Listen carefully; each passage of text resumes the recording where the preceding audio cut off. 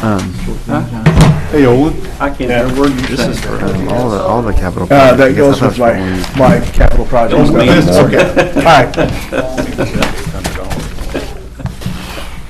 Okay. All right, everybody, let me get these hands. This is your redevelopment, buddy. Oh, thank you. No, thank you. Bill, this is Thank you. Yes, sir. okay. Call to order this special work session. Talk about capital projects. What I would like to say off the bat, though, is I just want to give you guys an update on a question you asked me about the other night about the sirens for the county. I talked with commissioners today, and yes, council decided that they are not going to repair or replace sirens going forward, but right now everything's in working order, so they will continue to sirens are still going to happen for now. And they're supposedly coming up with a new way, whatever that means, so they're supposed to let everybody know. Mayor, I just talked to Mario, because Mario, I think he was on Board of Works when all that was going on. Mm-hmm. Correct. I want to see if we can get a copy of the agreement that we have. I think Bill Black's probably got a copy of the agreement that we signed back in the day, that we purchased the SARM, but they would maintain them. See if we can get a copy of that for you. That way you have a copy of that. That'd be fine, but I don't know that, Right, just We in have case, just in case something. I don't know, but- All right, I know, I just want to. that'd be good, Okay. good. How long ago was that, Randy? Any idea? Come on, let's Oh, not that. okay, all right. It's been a while. Okay, I'm sorry. And then, so for tonight, we got a gentleman here that Owen's got to talk about fiber, that project. And then I've got a list here of projects that the department heads have given me for the next 3 years for us for information. And you can look through this. I got the folks here if you want to ask questions. These are just proposed projects. They're not projects that have been started. But this is what we had asked them to do, so I wanted to make sure you guys were informed of what is coming in the next 2 to 3 years. And that,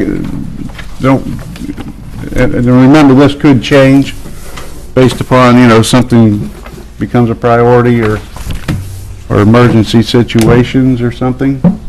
So, got that? Yes, sir. Yeah. Yeah. Who else needs one? I've been given to Olin too. Oh, you got one, Olin? No, I didn't. No. Owen's short. And here's a few extra if anybody out there wants them. Come up and get those. Anyway, I think we'll let you go first, Olin, on the fiber stuff. And just let me make one other comment before we start. I know there's a couple of members up here that need to depart by 6 o'clock, so if we don't get done with all the capital projects piece tonight, we're planning on stopping the meeting a little before 6. And if we have to, we'll catch up the capital projects in the next meeting. It's not time sensitive. So. Okay, do you mind standing at the podium? Your Honor, if I may, before we get started. Sure. Just a quick announcement. Today, as a follow-up to the executive session that we had, and obviously without getting into specifics or detail in any way, I was contacted by the attorney for the party that discussed potential litigation, and that will be filed, that lawsuit will be filed on November 15th, according to that attorney. And so I encourage the utility board to take any action that they think is necessary if they so desire, but the 15th is next week. Okay. You guys want any details or questions about it, contact Bill. Yeah, give me a call and I can talk to you individually. Why don't we set up another meeting? We can do that too, yeah. Prior to the We're 15th. trying to find Yeah. a time is what we were trying to do, Paul. We can work on that tomorrow, if that's okay, and give everybody a call. we're, yeah, in other words, we ain't no sense in talking about it tonight. No, Yeah, we just can't. can't really. I'll call everybody tomorrow and see what your Monday looks like or something for next week. We got redevelopment, but might be able to do something there, get everybody together, okay? All right, it's all yours, Olin. Okay, I gave everybody a handout. You should have 2 sheets in front of you. One of them has a date on the top of August 3rd, 2015. And then there's also an additional sheet that has some prices detailed out in it. The sheet that's titled August 3rd, 2015, we started looking at some fiber routing for AMI metering needs and some other things early that year in 2015. James O'Donnell, who's here with SSOE tonight, he has been working on this project with me for some time. It's had various degrees of activity on it. We've kind of we had other things come up, obviously, that kind of took us away from it. But there's been some additional interest in this project, so we've kind of brought it back, and we've been talking about it the last few months. So in this sheet, you'll see that it talks about, on the cover sheet, it talks about kind of a general scope of the project, addresses some issues with the authorization and permits, and fiber route evaluation. Bear in mind that the route that is detailed in these maps is subject to some change. It just depends on routing, but this generally is how we think that routing would occur. And then it just kind of goes down into some other details, the submittal package and the as-bills. What's important to understand is in the 3-year process, what I've listed in here, and I've got some additional details I can provide the board. They're not critical to this meeting, but the substation issues and things like this, for the sake of time, I don't think we can really get into them here tonight. But a high-level view would be, in 1 to 3 years, we kind of see the fiber project as being something in the immediate future that we might want to engage in. If you take the information on the first sheet, the August 3rd sheet, and you pull all the detail from that sheet and total it, to have a turnkey project, 144-pair fiber project, that would do all the downtown area and literally cover all of the city assets that are listed on this big handout, this big map. Our turnkey price on that is $558,000, called $560,000. And that's turnkey. That includes the construction of the fiber route, everything. So that would be us engaging a contractor to come in and do all of that work. It'd take about 90 days to complete that part of the project. So something could be done relatively quickly.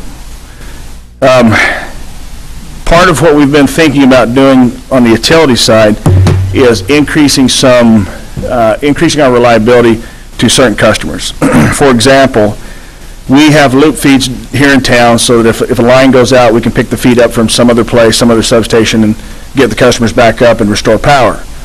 If the line goes out anywhere north of, going out on 48, north of the hospital, because that's a radial line, we're very limited in how we can pick that back up, meaning if a pole's hit, we have to go physically replace the pole and fix the lines before we can restore power to those customers beyond the accident. Depending on the time of year and the accident, we've had customers that have been out for 6 to 8 hours. Just depends on how long it takes us to restore power. One concept that we've been looking into is coming out to Lexington, somewhere towards the end of our line, and acquiring right-of-way to build an additional distribution line down off into, I think it was the BPOE that was back in there, shooting range, is that right? Anyway, the routing would come down into the Wilson Creek area, tie back into a line that we have in the Wilson Creek area, come on down to just short of the bridge that's on Wilson Creek, and then turn and come back up that big power line right away towards the backside of, I'm trying to think of the people on the property. Tower Road goes back into it, back in that area. But we would come all the way back down to Wolf Run or back over to Florence and tie our upper system, that north feeder, into our Aurora Wells feeder or into the Express feeder, which is down on 50. So that would give us the ability that if a pole were struck anywhere in that area, we could literally create an open spot and backfeed into those locations and pick those customers back up and then go fix the problem. So we could restore power relatively quick and then take our time fixing the problem and let the customers enjoy better reliability. The same would be true on the end of Keller Road. We have a dead-end system, or a radial system that runs out to Keller, ends in the Keller area. We also have a customer that's off of Pribble, our furthest customer to the north. They're in very close proximity to one another, the customer on Pribble and that Keller lane. If we created a tie between those two, we would also have additional flexibility and reliability in terms of a loop system on that as well. So if you look in the top detail of the second sheet that I gave you, the tree removal, we looked at the total number of acres that would have to be thinned. We've pulled out a rough price there of approximately $60,000. There would be about I've got here 3 miles, it's actually 3.5, and the calculation is indicative of 3.5 miles, not 3. That's a typo. So 3.5 miles of additional 336 feeders, that would be the feeder coming down Wilson Creek, and then the additional feeder over between Keller and Pribble. So about 3.5 miles in total. About 18,000 feet, about $350,000 to build those two feeders. The Walker Street switchgear. A couple days ago I met with the new owners of the AEP site to talk about future needs for port opportunities, things of this nature. One thing that they didn't get into too much detail because they can't at this point, but one thing that we did talk about is one of the people who are interested in locating to that site would potentially need a 34.5 delivery. So that would mean that we as a utility would have to construct 34.5 over to their location and then give them some way, either they would have a substation there for usable voltage or take delivery right at 34.5, but we would have to construct facilities over to that location. In thinking about that, we have Walker Street Substation and we have Hollywood Substation that really occupy in close proximity the same footprint, meaning Hollywood Substation could easily handle out of this downtown area. Walker Street could, if the regulators and the switchgear and things were upgraded, could easily handle the downtown area as well. So to get Walker Substation modernized, to get a switchgear in there that's modernized and the regulators that could handle the loadings that we need them to handle, we're looking at anywhere from $500,000 to $800,000 of improvements to that location. Well, thinking about the future needs of the port, thinking about future needs of Intrapac that's out on 50, also developing needs out on 50, it makes more sense to take the 2 power transformers that are at Walker Street, find a location, acquire property further out on 50, if not over at the AEP site, and relocate the Walker Street substation to a new location and invest that $800,000 plus whatever monies we need to construct a new substation at that location. It would be dollars better spent to relocate that substation than to invest $800,000 into this location. It would give us more flexibility in serving whatever loads develop at the port. It would also help us solve the problem with the 34.5 line that we'd have to construct over to that location anyway. So that's kind of a high-level thinking, some things that we as a utility need to be cognizant of. So if I were to break this down into timing, I see the fiber optics thing being a year 1 project, something that we could try to tackle, sometime before spring, possibly. I see the reliability issue being something that could be a 2-year out mark, potentially the substation. The substation and the reliability piece could swap depending on what happens with the port. And talking with Russ Becker, they don't perceive having a need for the substation or loads off of a substation anywhere within the next maybe 24 months. So that could easily put a substation, the planning obviously would have to start before then, but it doesn't put the construction and the dollars being spent until year 3. So if that timing holds true, the substation, the Walker Street substation could be a year 3 project. And the reliability piece, taking our radial lines to a loop line setup, and also incorporating into that additional fiber loop would be a year 2 project. So, for sake of dollars and cents, then, you're saying that the fiber project could be done in spring of 2017, and approximately $600,000. Yeah, roughly $600,000. There are some things that need to be taken into consideration on the fiber project. Right. We're working with the IT committee on cameras and some things like that, and if Dave wants to talk a little bit about that, he can, but the backbone that's all going to operate off of, we could expect to have that done within a 90-day period of time, provided the funds were made available at a cost of, let's call it $550,000 to $600,000.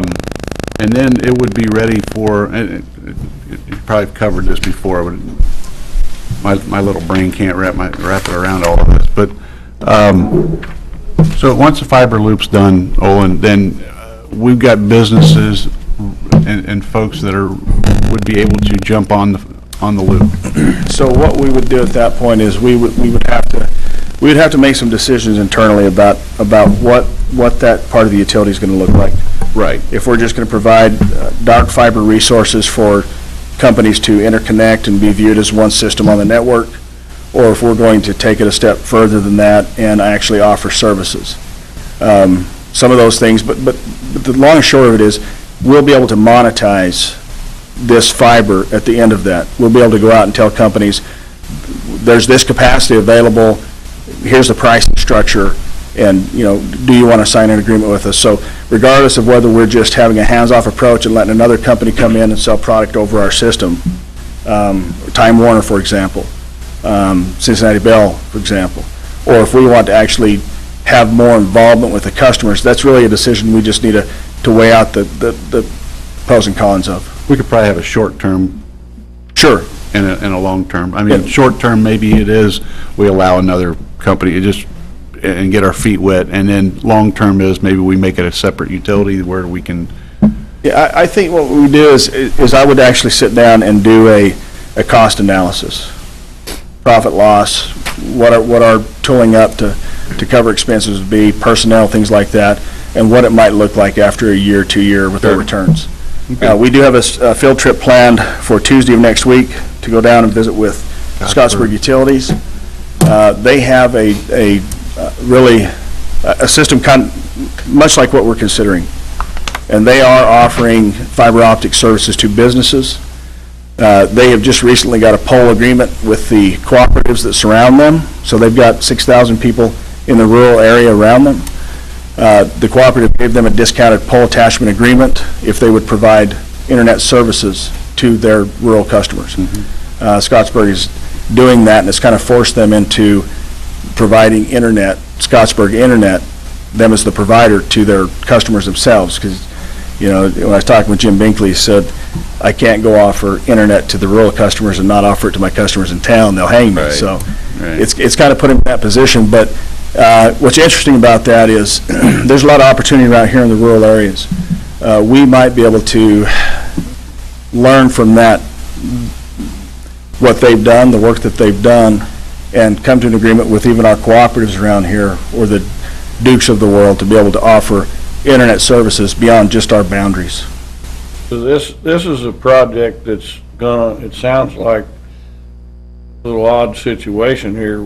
We got a chance to do a project that's gonna offer us a little bit of return on investment? Yes, absolutely. Eventually.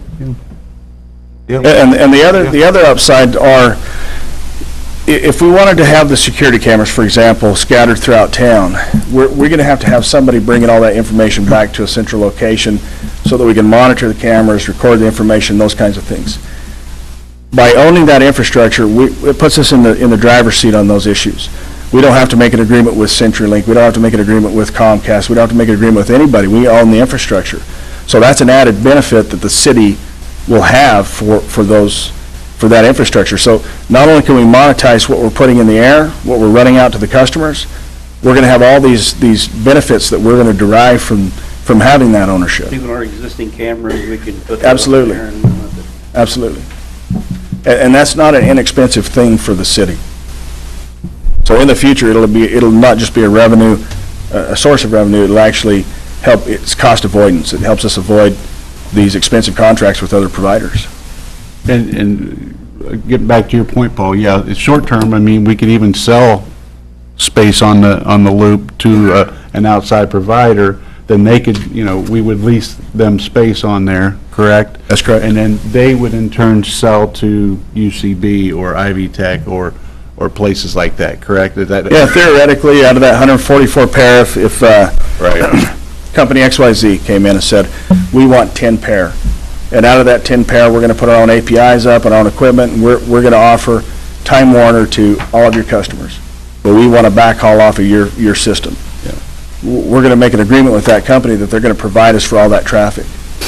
To take it a step further, if we're the ones actually providing the content, and there's companies that do this for municipalities, it's getting to be it's not a complex thing anymore. It's a very common thing anymore for municipalities to actually provide services. Under that, we get paid for all the advertisement stuff that's done on that system. People would come in and they would buy blocks of advertisement from us. All the impressions, people clicking on pages and doing that kind of stuff, we would get paid for all that traffic. So when I talk about monetizing it, it's not just the services that people are subscribing to, it's all the advertisement stuff that's happening on that system as well. And Olin mentioned it, but David Snyder was working on the camera project because, as everybody knows, I mean, our cameras are a little subpar. I mean, we've had some issues, and we've put a lot of Band-Aids on them over the years, and we need a reliable system, and this adds to, this project just adds to that. Right, this is the backbone to that project. Yeah, exactly. Yeah. No, I agree. To echo what the mayor's saying, when we talk about, when we have customers come into town, future home buyers or even commercial customers come into town, it's another thing that we can talk about being able to offer to these people. That we have this connectivity, that we have bandwidth that's available for them to use for their business, whether it's a business from home or a business down here in Walnut, that we have that access. Because anymore, that's something that is essential to these companies wanting to locate places, is that they have the availability to those things. I've actually had 2 people change their mind on buying a house, and I had one person that after they bought it was very disappointed with what they could get internet-wise. Oh, really? And he actually told me, he said, I wished I wouldn't have bought the house down here. No kidding. Yeah. Important. It's becoming more important, I guess. I never realized it was that important, but that actually happened to me 3 times. And on the subject of homes, as people move into smart metering and wanting their homes to be, they want to communicate more, have more control over the energy usage in their homes, all of that stuff is being communicated back to, it really needs to come back to the utility. The utility needs to be engaged in those things. We don't want outside companies coming in and talking to our customers. We want to be the ones with the information. We want to be the ones solving the problems for the customers, not some third party. And having a system like this allows us that ability to go in and do AMI metering projects where we can be the experts on our system and talk to our customers about how they can reduce costs and how they can do smart metering projects of their home and things of that nature. Jeff, you got anything to add? I just to give you guys some background maybe that Olin didn't include early on. Jim, do you mind coming up to the podium?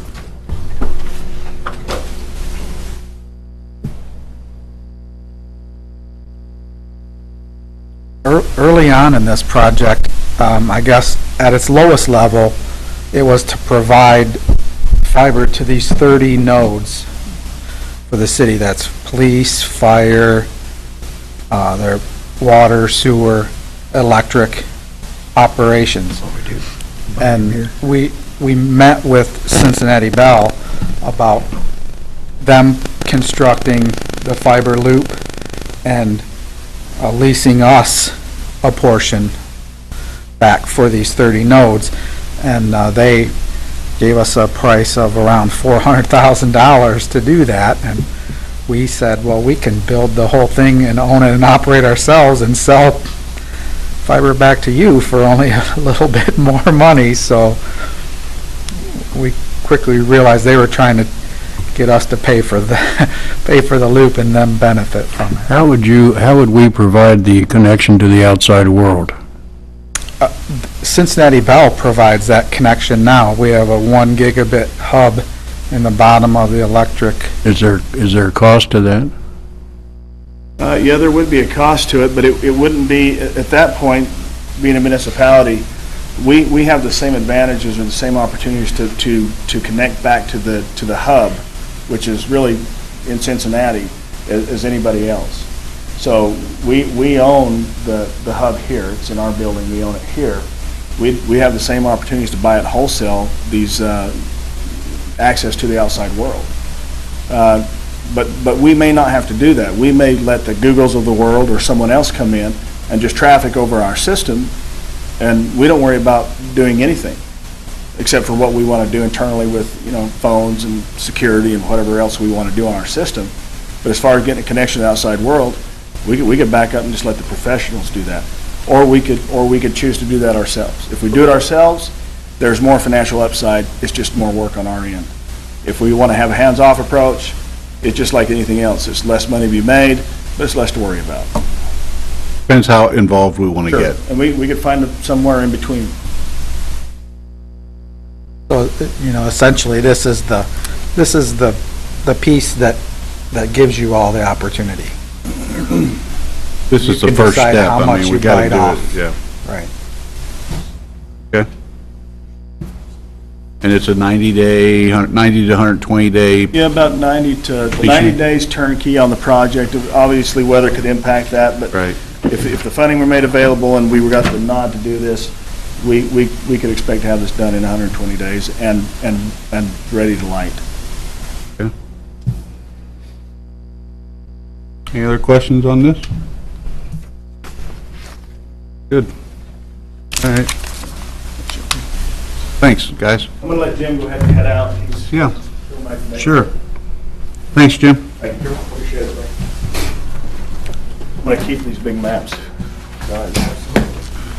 Okay, next item, guys, you got in front of you, you got the spreadsheets of what we gathered from the department heads. And like I said, this may not be all-inclusive. I mean, there probably will be add-ons to it. But, I mean, you of course, be made aware of it before any projects are taken on. But this was an attempt to give you guys a heads up of what they're looking at for capital projects, and an opportunity if you wanted to ask some questions now, we can.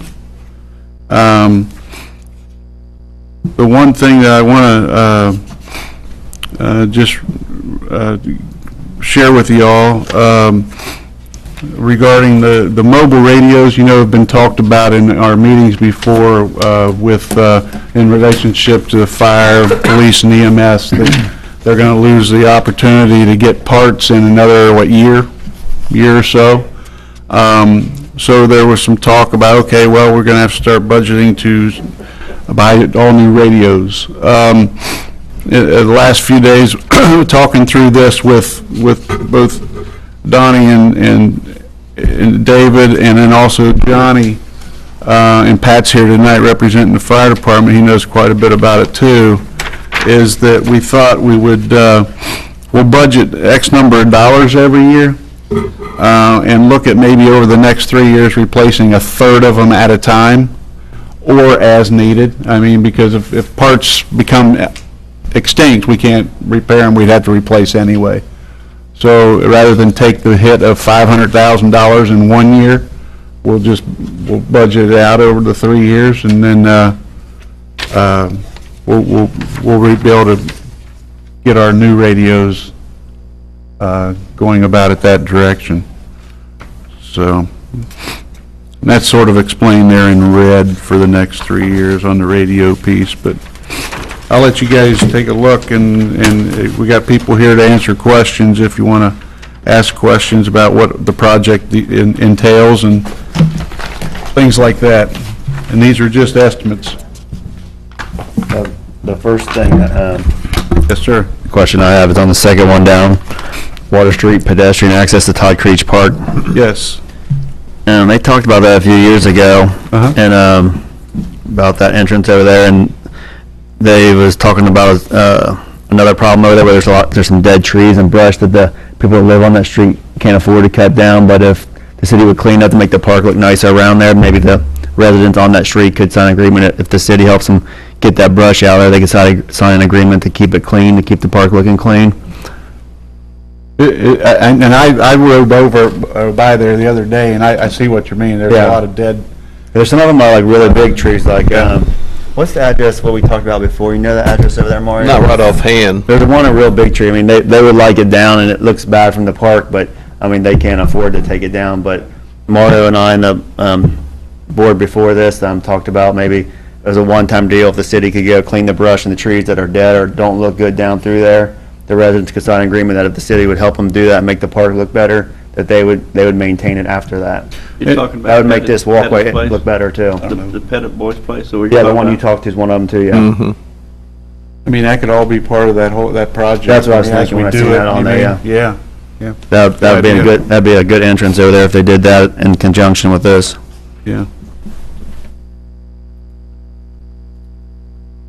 It's not really that much work, it's just, there's a few bigger trees and some brush down through there. Well, I know if we continue having the Fall Fest where we're having it at now, that would be an area that would be needed to get down there, because when they park up there at the Legion and areas in that area, they Be able cut to through walk everybody's down. yards down through there. So have a decent way to get down there. Okay.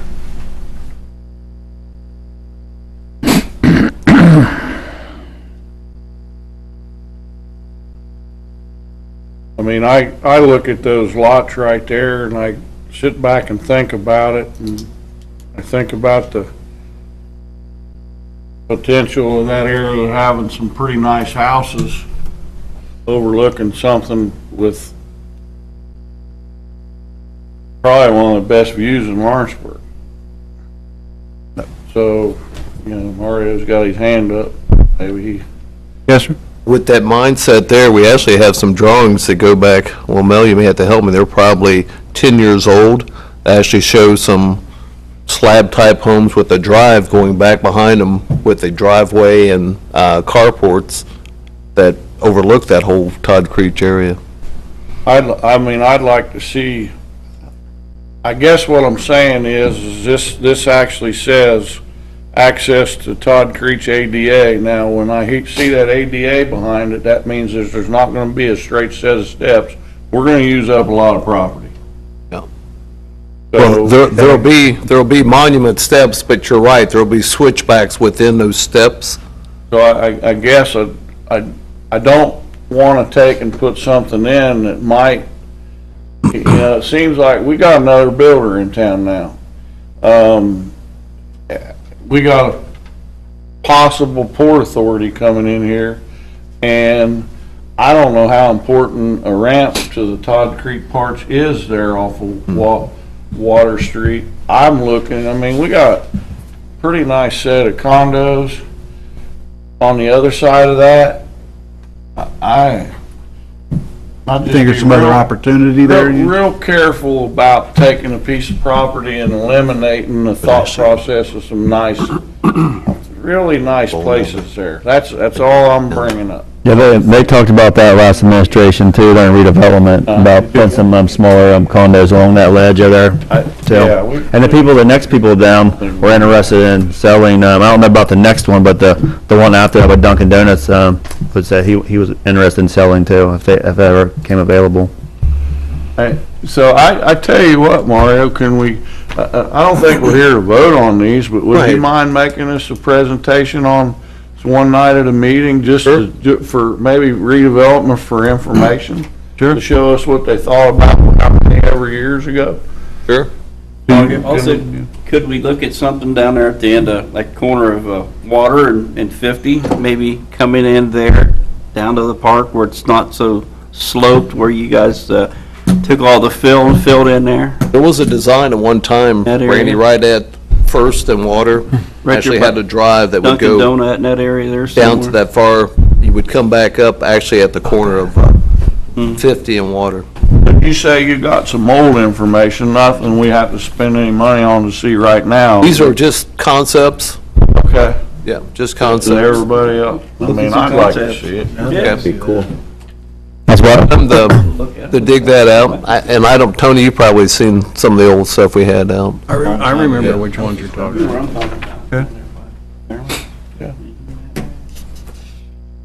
He might have, he said he got a drive behind it. One thing, I was at, we were at the community center quarterly meeting last night, and this is the first I'd heard of it really. I guess we've been putting Band-Aids on their HVAC units for quite some time as well. So you don't see these on this list, but I asked Mario, and Mario's talked with the group down there already today, actually, about going through there and seeing what needs to be done with that building. You know, treating it just like we do our parks, you know, just it's needing some attention. And if we need to look at a project to replace the HVAC units or however many of them, then we probably need to get that, and that'll be, an add-on to the list, of course, but, How old is that building? oh my gosh, How old is that building? yeah. Well, part of it's The old 40-plus years old. Yeah. Was those replaced at Yeah. that Cost time? Plus Liquor used to be in there. Yeah. Yep. Used to be the Kroger store. And that's when some of these units were installed and Cost Plus was. Well, I'm talking about the units. Well, Now, here's the thing you gotta keep in mind, guys. When you got a unit that big, it's a commercial unit like that, it's not really like a house. You know, you can work on it a little while. It comes to a point to where you need to replace them.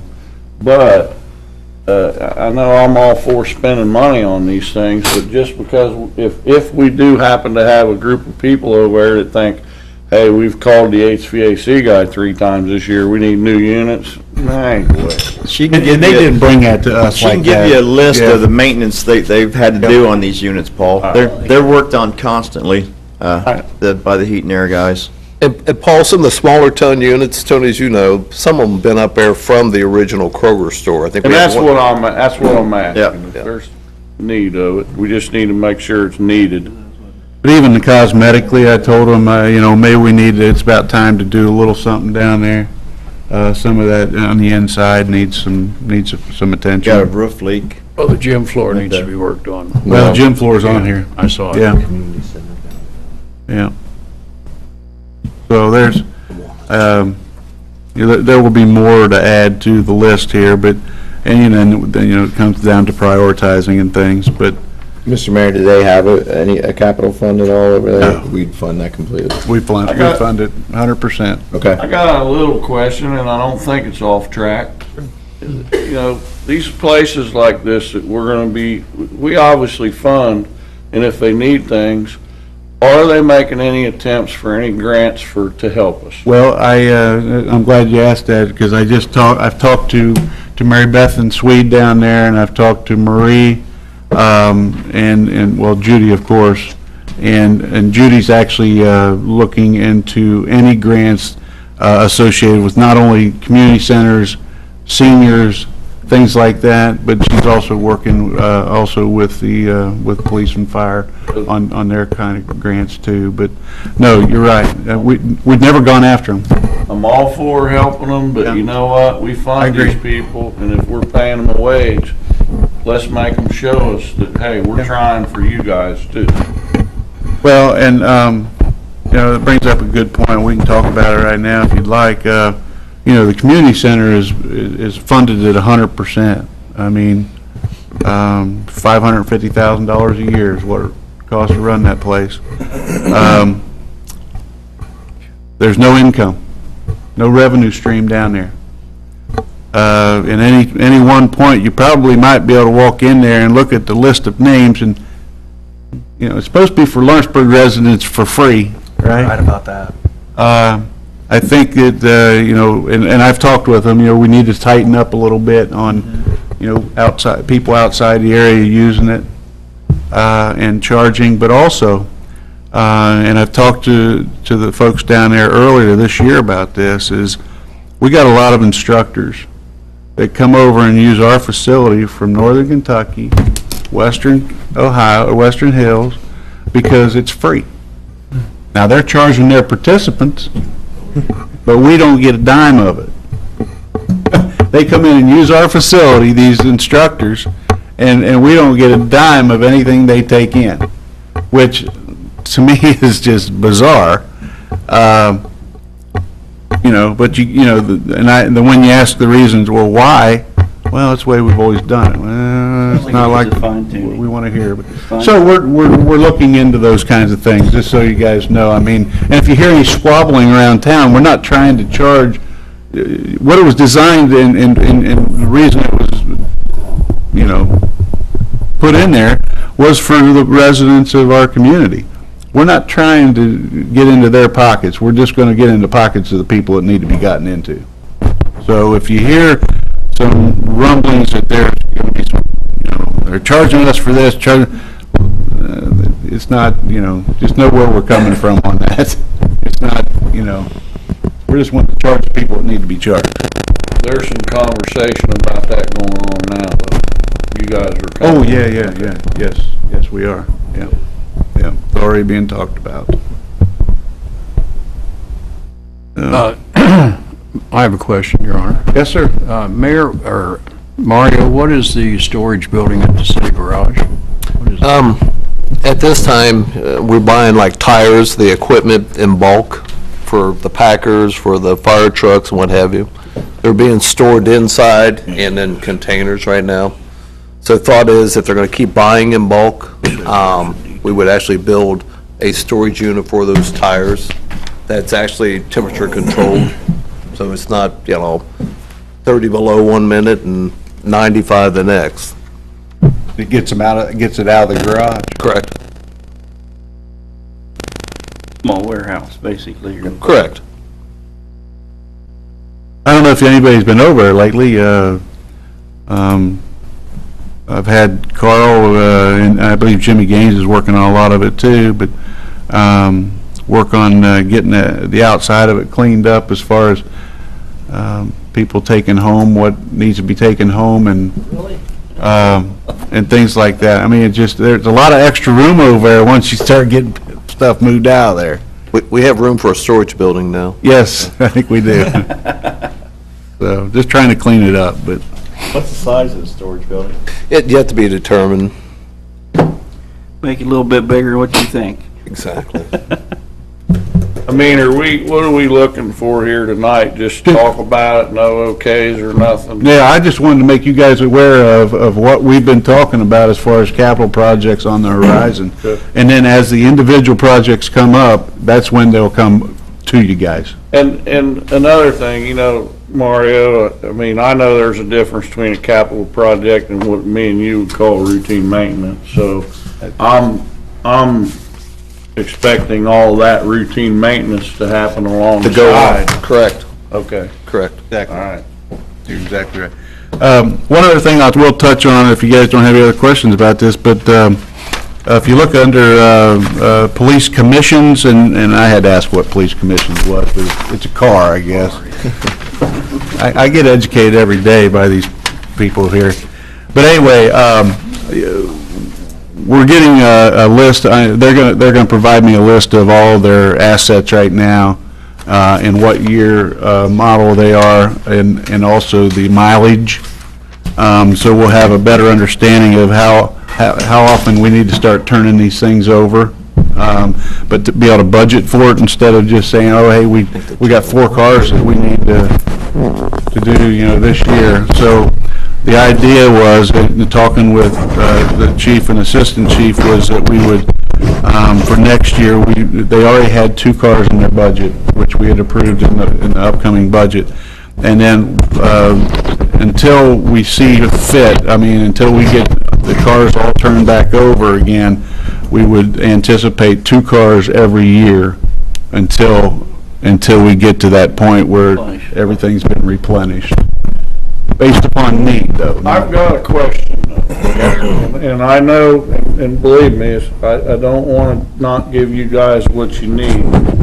But I live in a world where I know they're making pretty good vehicles now, and I'm not going to buy a car and expect it to be wore out in 100,000 miles. So my question to you guys is, and possibly, personally, I'm wondering if we could have a study to let us know, let's say we back that up, that 100,000 mile, back it up to 150, how much would that save the city over a period of 10 years?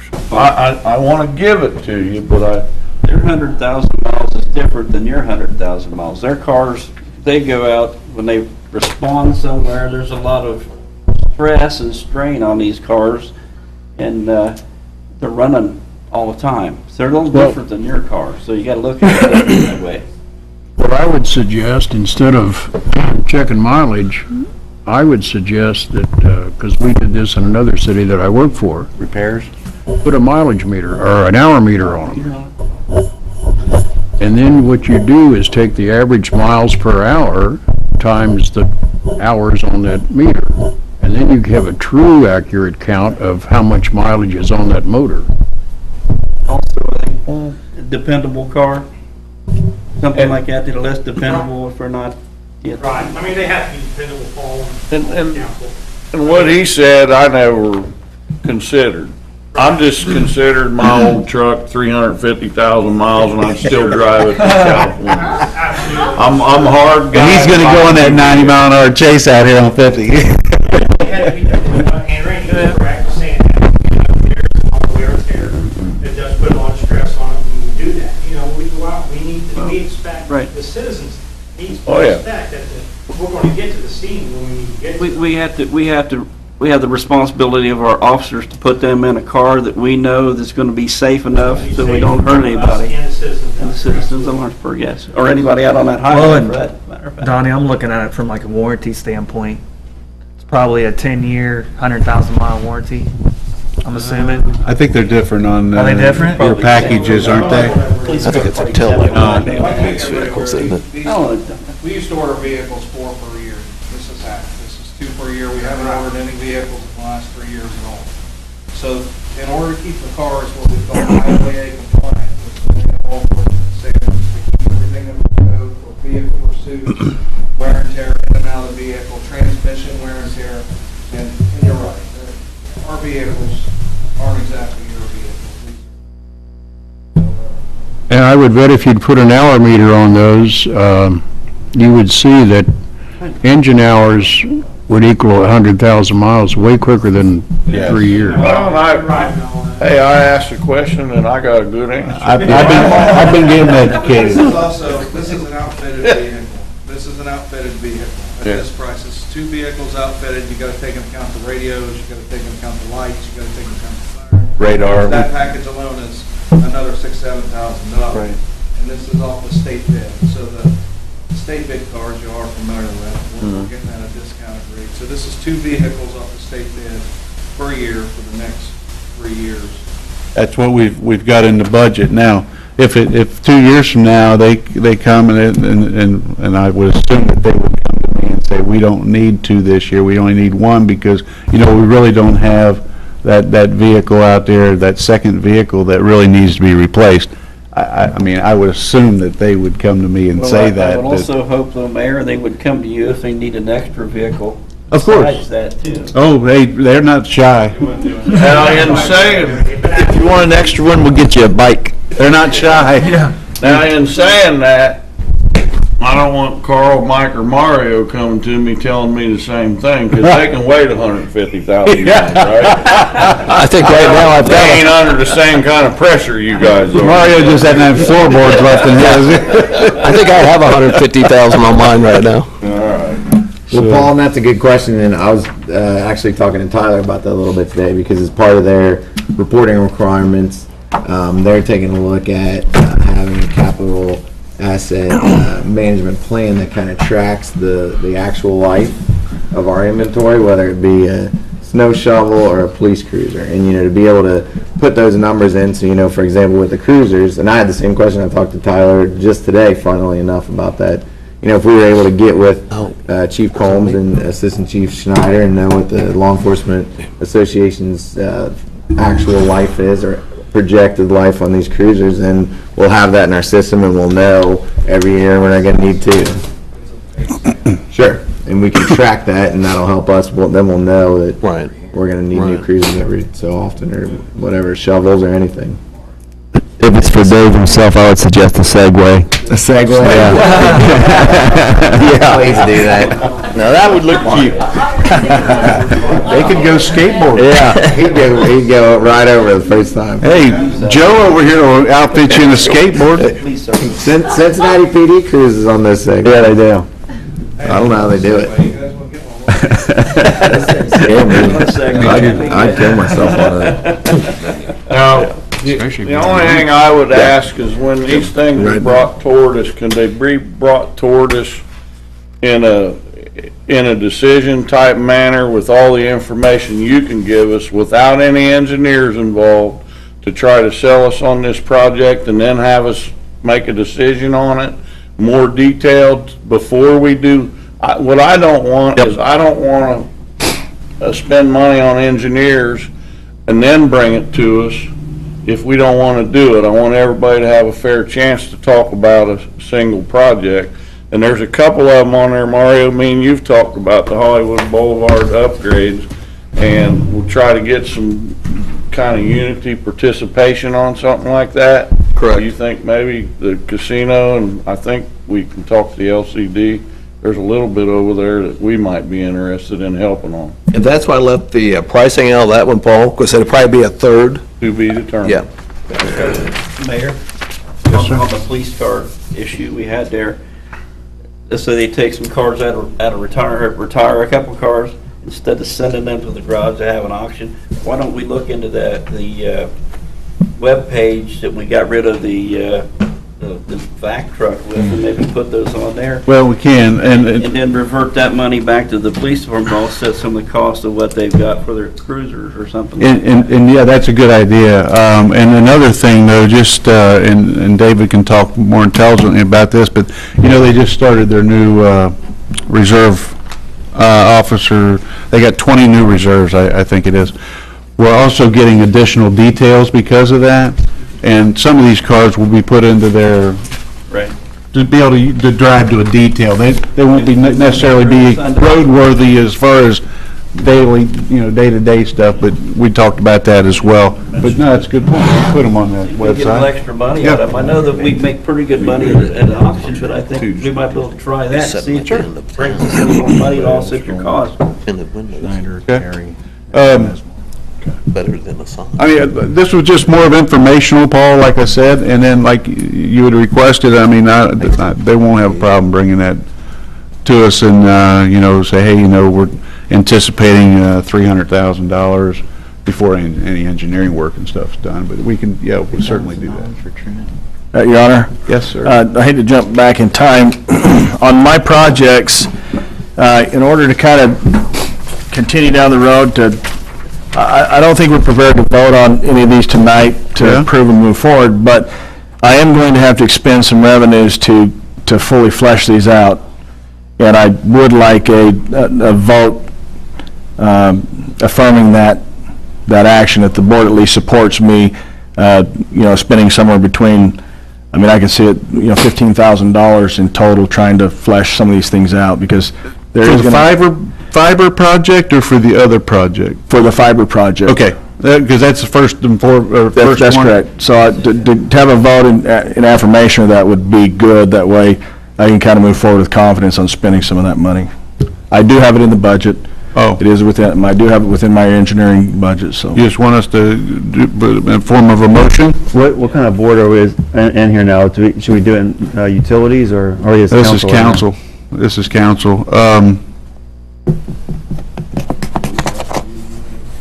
Well, it would just, Yeah. I mean, a capital project. If, it's in your budget already though, right? So it would have to be utility board. That's what I'm thinking. Since you're not wanting money right, I mean, for that piece of it from us. No. We can, Could the council give them a favorable measure that would forward it onto the utility board for next meeting? I guess I'm just looking to know that it's supported so that I'm not spending money on something that the board doesn't want to see happen. Yeah, I know it. Can it wait till next meeting and Yeah, then bring it yeah, up on sure. utility? good point, Aaron. Sorry. Anyway, but tomorrow I'll give you guys a ring, or Carrie will, about, I guess we need to get another meeting early next week to talk about the litigation piece. I think you guys want it updated on the rest of them anyway, right? So we can do that at the same time. Yeah. So, all right, that's all I got. You guys, I appreciate you guys all coming out. Mr. and Mrs. Rybolt, Congratulations. Maybe you'll get some new neighbors across the park there from you. So, yeah, there you go. All right, I'll entertain a motion to adjourn. I'll donate my golf cart. So move. Second. All those in favor? Aye. Opposed? All right, motion will carry. Thanks, guys. Before you run off? Kelly, do you have a minute before you run off? Yeah, I've got a minute. I got a letter on Monday.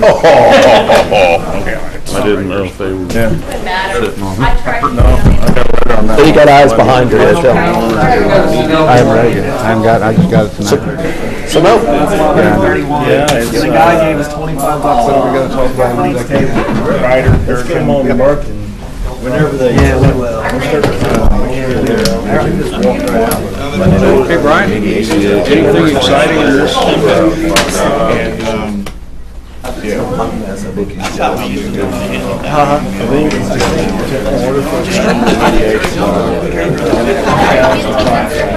Yeah.